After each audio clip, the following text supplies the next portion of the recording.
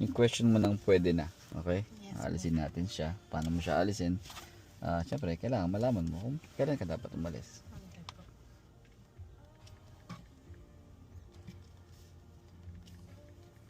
So, focus tayo sa traffic light.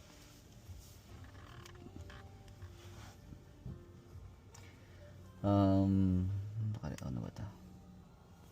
So, red light tayo. Okay. Yan kasi yung ano mo, di ba? Issue natin. So, ito yung car natin. Okay. Una mong steps, nakalagay dito, right turn on red, signal lights. So, sa mga gagamitin signals is sa right kasi doon tayo magka-turn. After mo mag-signal sa light, you have to slow down and then you have to full stop. So, slow down, then full stop. Full stop talaga, hindi yung nag-slow down lang tapos aalis. So, kailangan naka-zero siya, walang galaw yung car natin. And then, next daw is read the traffic flow. Ano ibig sabihin ng read the traffic flow? Ibig sabihin nun, basahin mo kung sino yung naka-green dito sa side na to. Okay? After nyan, check for pedestrian. And then, next, check for the left cars. And then, next, shoulder check. And then, proceed when it's safe. Pag sinabi proceed when it's safe, malayo yung car o wala talagang car. And kung wala ka talagang tatamaan, wala natawid dito. So, yun yung steps niya. And then, ang discuss ko sa'yo, yung read the traffic flow. Kung ano ba yung tinitingnan natin kung sa traffic light. Lagi mo tinatanong sa akin na pwede na bang umalis. So, yun yung aalisin natin. Maalis mo siya sa pagbasa ng traffic flow. So, yung unang scenario, hanapin natin traffic flow. Of course, titingnan mo natin kung sino yung naka-green. Yun yung hinahanap mo eh. So, first scenario natin, ang naka-green is etong papunta dito and yung papunta rito. Okay? So, ang pagganyan ng flow ng traffic, sila yung naka-green. Ang target natin is etong side na to. Ito, hindi natin sila concern. Kasi din naman sila pupunta eh. So, ito lang yung concern natin. Okay? Itong part na to, itong dalawa. Pag ganyan nakita mong flow, ang unang miss kanyan, kung may natawid ba sa harap natin. Okay?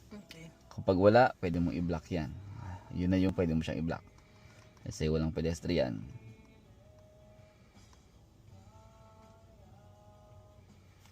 Let's say walang pedestrian na natawid. Okay.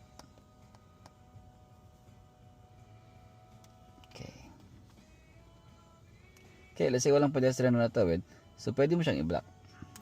The next is yung car na. Yung titingnan natin. Ngayon, kung marami talagang car, tulad nito, rush hour na. So, minsan mahirapan tayo makapasok. Ang binabantay natin dyan is yung lights. Yung lights nila. So, eto, hindi mo siya makikita. Mahirapan ka makita tong part na to eh. Ang makikita mo is yung lights na to, which is nakalink sa kabila. So, kung yung ilaw nito dito, yun din yung ilaw dito. Once na makita mo nag-yellow, nag-slow down tong side na to, and then you can proceed at turns. Of course, shoulder check pa rin. Okay.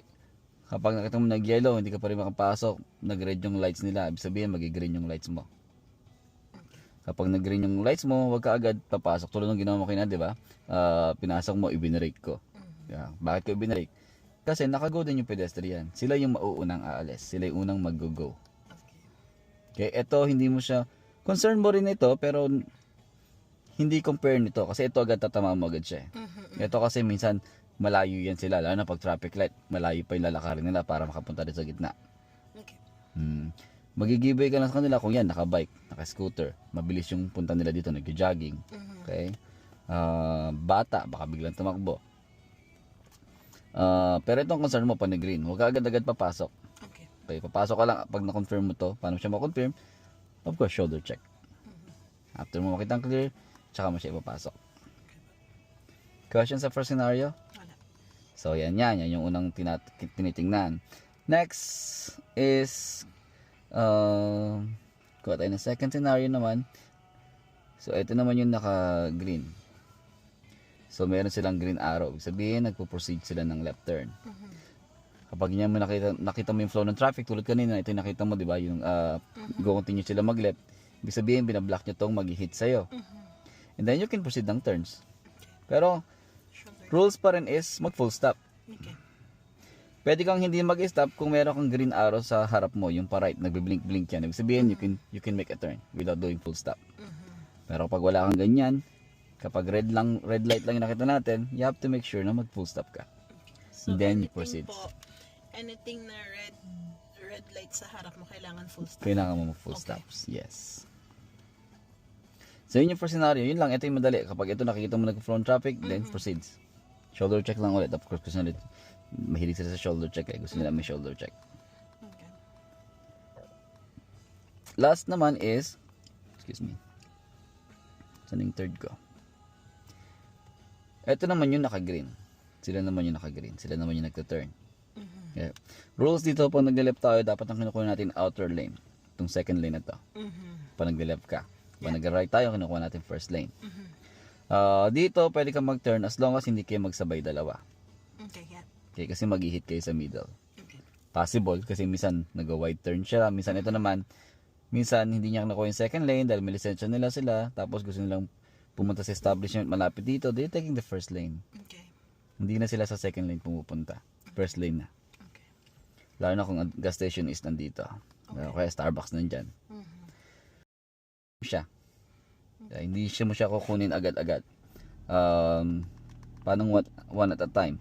So, yung car na to, okay, yung car na to, papuntayin mo muna siya rito. Tapos, tsaka mo siya sundan. Okay. Or, unahan mo siya, alin sa dalawa. Kasi minsan nakaabangan na rito. Nakita mo nag-go yan papunta rito. Pwede mo unahan kung kaya mo unahan. Kung hindi, paunahin mo lang, sundan mo kung malaking kasunod. Pag hindi, yung pinakahuli. Okay. After nila mag-stop, mag-green light yung lights mo. So, ano yung concern natin pag mag-green light yan? Pedestrian ulit. Bago ka ulit mag-proceeds. So, hindi mo kailangan madaliin yung pag, kailangan ma-assess mo lang eh. Diba? Scan lang mabuti, tapos tsaka mabilisan yung alis. Okay po. Okay, question te? Wala. So, yun lang yung tatlong scenario sa red light na pwede kang mag-turns. As long as nagpo-full stop ka. Pag green naman yan, ang magpapastop lang sa'yo is pedestrian. Sa side na to, ito lang. Okay, tsaka ito. Depende kung gaano siya kabilis pa rin. Pero ito pa rin ang main concern natin, yung nasa right side natin na pinakamalapit. And then first lane. And then the only time magka-second lane ka kapag mayroong sign na reserved for bus yung first lane. Okay. Yun yung may arrow tapos may diamond sa gilid. So yun lang yung magka-first lane ka. Question pa?